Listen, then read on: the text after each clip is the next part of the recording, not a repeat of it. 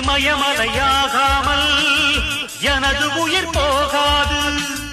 சூரியன் தூங்கலாம், எனது விழி தூங்காது.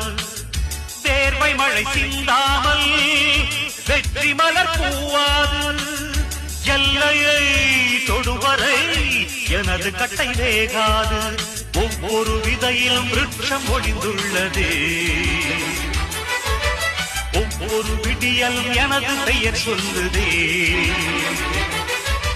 பணம் புகழும் உனது கண்ணை மறைக்கிறதே. அடே நண்பா, உண்மை சொல்வேன், சவால் வேண்டாம், உன்னை வெல்வேன். வெற்றி நிச்சயம், இது வேத சத்தியம். கொள்கை வெல்வதே நான் கொண்ட லட்சியம்.